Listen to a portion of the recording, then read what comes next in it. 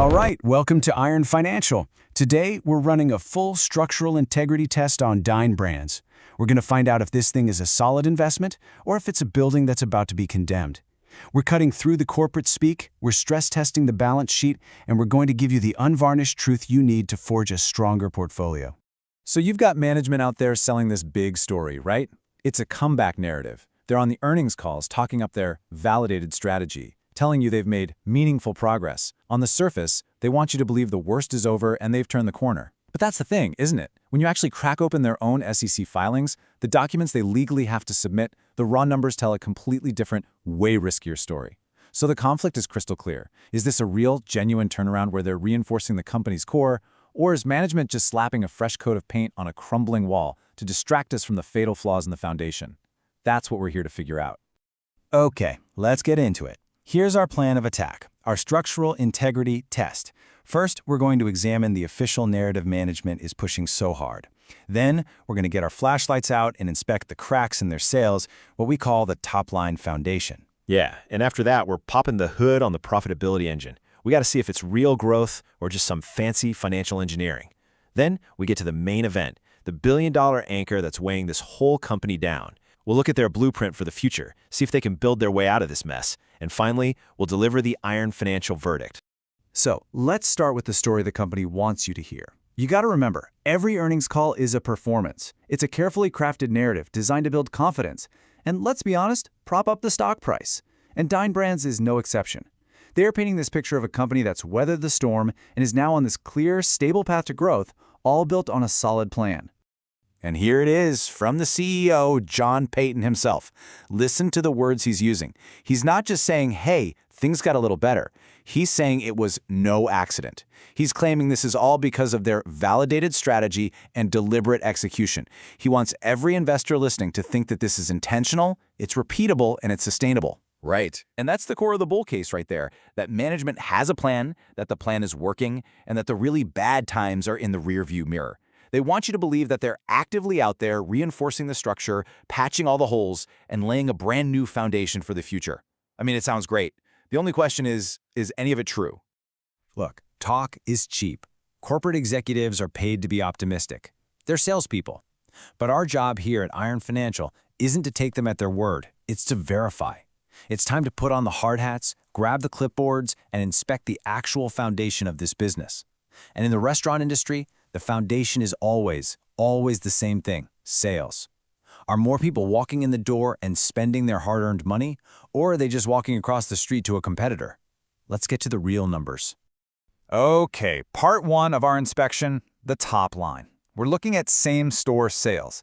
This is the most critical metric for any retailer or restaurant chain out there, period. It tells us if the core existing business is actually growing or if it's shrinking. It strips out all the noise from new store openings and closures. We're going to put Dine's two main brands, Applebee's and IHOP, under the microscope first. So, the first thing you need to notice here is the direction of the trend for Applebee's. Just look at the full year for 2024, a catastrophic decline of over 4%. For a mature brand, that's a five-alarm fire. That's customers leaving in droves. Now look at the most recent quarter, Q4 of 2025. It's still negative, down 0.4%, but the bleeding has slowed to a trickle. The bull case here is that they've successfully shored up the foundation. They've stopped the free fall, and this stabilization is the first absolutely necessary step toward any kind of real recovery. Whoa, hold on a second. Let's not get carried away and start popping champagne corks. Less bad is not the same thing as good. And this is where we have to bring in some critical context. This quote you're seeing? It isn't from some bearish analyst report trying to trash the stock. This is from Dine Brands' own 10K filing. They are admitting in black and white to the government that even with this so-called improvement, Applebee's is still losing market share. It underperformed the entire casual dining category. So while they might have slowed the bleeding internally, their competitors are healing faster and getting stronger. The foundation isn't collapsing anymore, sure, but it's still weaker than every other building on the block. Okay, fair point. So let's look at the other half of their main portfolio, IHOP. Now, IHOP paints a slightly different picture. In that same quarter, it actually posted positive growth, up 0.3%. It's not a huge number, let's be very clear about that. It's barely moving the needle, but it is on the right side of zero.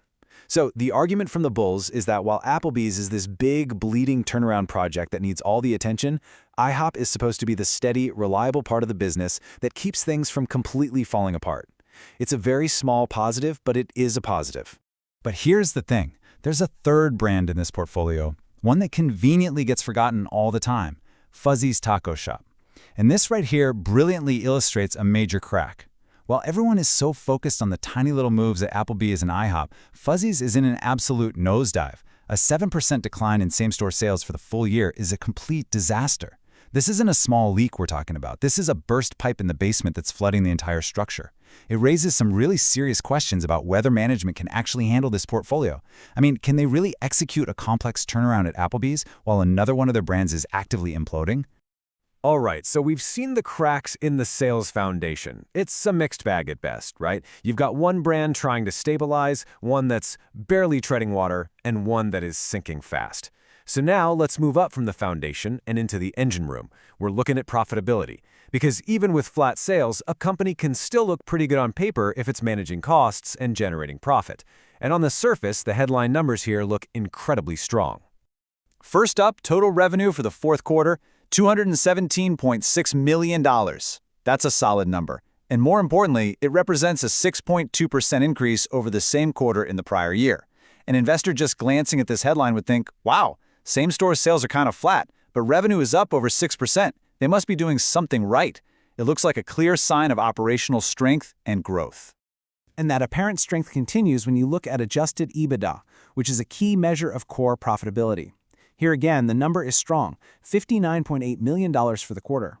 Now, this is a significant jump from the $50.1 million they posted in the fourth quarter of the previous year. So not only is revenue up, but core profit is up even more. The engine seems to be running smoothly, powerfully even. And all of this culminates in the number that really gets Wall Street's attention, adjusted earnings per share. They posted $1.46. Now, the crucial point here is that analysts, the so-called experts, were only expecting $1.07. This is a massive beat. It's a powerful signal to the market that the company is outperforming expectations, that maybe the turnaround is ahead of schedule, and that management is delivering on its promises. On the surface, these three slides paint a very, very bullish picture.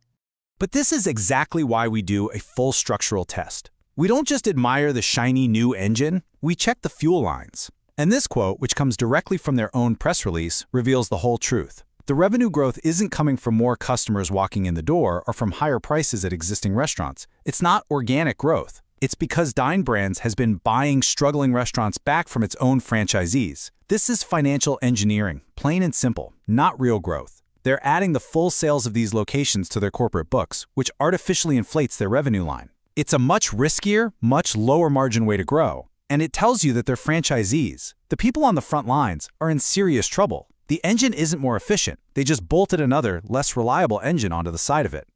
That last point you made about franchisee health and these acquisitions, it leads us directly to the most critical part of this entire inspection. We're moving from the engine room down to the very bedrock of the company's financial structure. We are about to conduct the debt stress test. And this is where the story gets really, really serious. Because this is about the billion-dollar anchor that is threatening to pull the whole enterprise under the waves. There it is, $1.2 billion. Just let that number sink in for a second. To put that in perspective, as of early 2026, the entire market value of this company, the value of all its stock, was less than $500 million. So they have more than twice as much debt as the entire company is worth. This isn't just leverage. This is a company buried under a mountain of financial obligations. Every single decision that management makes, every dollar of profit they manage to earn is completely overshadowed by this one colossal figure. And what's really incredible here is that these aren't our words. We didn't make this list up. This is a direct summary of the risks the company itself lists in its 10K filing. They are legally required to tell you what could destroy them, and they're basically screaming it from the rooftops. Significant leverage, yep, we just saw that. Reliance on franchisee health, which we already know is shaky because Dine is having to buy them out. And then there's the big one, the really scary one, restrictive debt covenants. This is the financial equivalent of a ball and chain. So what does that actually mean in plain English? Think of these covenants as rules set by the lenders. They're tripwires. If the company's performance, like its sales or its cash flow, dips below a certain pre-agreed level, they trip the wire. And that can trigger a technical default, which gives the lenders an immense amount of power. These covenants severely limit Dine's ability to operate like a normal company. They can't easily sell assets, they can't take on more debt, they can't make major investments, and they can even be restricted from paying dividends to shareholders, all without getting explicit permission from their creditors. The company isn't fully in control of its own destiny. The lenders are holding the leash, and believe me, it is a very, very short leash. So the situation is precarious, to say the least. You've got flat to declining sales, you've got profitability that's basically engineered, and you've got a crushing debt load that limits almost every move they can make. Given all these structural weaknesses, what's the plan? Can they actually build their way out of this? Let's take a look at management's proposed solution for future growth, the new blueprints for the company. So this slide really shows the core assets they have to work with. Applebee's, IHOP, and yeah, Fuzzy's. These are legacy brands, they're household names for sure, but they are also very mature and they are facing a brutal, fiercely competitive market. You can't just snap your fingers and expect these brands to magically start growing again on their own. The plan has to involve some kind of real innovation, a new way to leverage these existing assets to create actual organic growth. And this is their big proposed solution, the dual brand strategy. The concept is actually pretty simple but powerful. Combine an Applebee's and an IHOP into a single location, sharing one roof and one kitchen. The company claims these new dual-branded locations are generating 1.5 to 2.5 times the revenue of a regular single-brand store. You know, on paper, this looks like a really smart, capital-efficient way to drive future growth. It uses their existing, well-known brands to create something new and supposedly more profitable, hopefully accelerating development. Yeah, on paper is the key phrase there. Because once again, we have to contrast the shiny new blueprint with the cold, hard reality on the ground. This table shows the actual numbers for their full year 2025 development, and this right here, brilliantly illustrates the problem. Sure, they opened 73 new restaurants, which sounds pretty good in a headline, but they closed 110. The net result is that the company's total footprint shrank by 37 locations.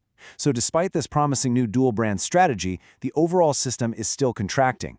The old, weak parts of the structure are being demolished faster than they can build new, stronger ones. All right, that's it. We have completed our structural integrity test. We have examined the official story. We've inspected the sales foundation, we've tested the profitability engine, we've stress-tested the debt, and we've reviewed the new blueprints. Now it's time to weigh all the evidence and deliver the final iron financial verdict. Okay, let's break it down one last time. The bull case. The argument for why you should buy this stock, it really rests on 3 pillars. First, that sales, especially at Applebee's, have finally stopped their free fall and are stabilizing. Second, that the headline profitability numbers, the EBITDA and EPS, look very strong and are beating expectations. And third, that they have a clear, innovative plan for future growth with this dual-brand concept. But the bear case, the reason to stay far, far away, is built on a much more dangerous foundation. First and foremost, the crushing $1.2 billion debt load and those restrictive covenants that come with it. Second, the fact that the growth we're seeing in revenue is completely inorganic, coming from buying out struggling franchisees, not from any core business improvement. Third, the reality that the entire system is still shrinking, with more closures than openings. And finally, the simple fact that their main brand, Applebee's, is still losing ground to its competitors day in and day out. So, what's the final verdict? Our analysis shows that while management is making some smart tactical moves on the surface, the dual brand concept is clever, and they've managed to stop the bleeding at Applebee's, the entire structure is compromised by a fatal flaw. And that flaw is the immense weight of the $1.2 billion debt. It is a crack in the foundation that you simply cannot ignore. It constrains their ability to invest in the business, it amplifies every single operational risk, and it puts the entire company at the mercy of its lenders. Any little economic downturn or any operational misstep could easily trigger those debt covenants with potentially catastrophic consequences for shareholders. This isn't a solid structure being reinforced for the future, this is a value trap. There might be some short-term glimmers of hope that get people excited, but the long-term structural risk is simply too great. So the question you have to ask yourself is this: are you willing to bet on a building when you know for a fact its foundation is cracked? That's the bottom line from Iron Financial. Quick disclaimer, everything I share is for entertainment and informational purposes only. I'm not a financial advisor, so please do your own research or talk to a professional before making any moves with your money.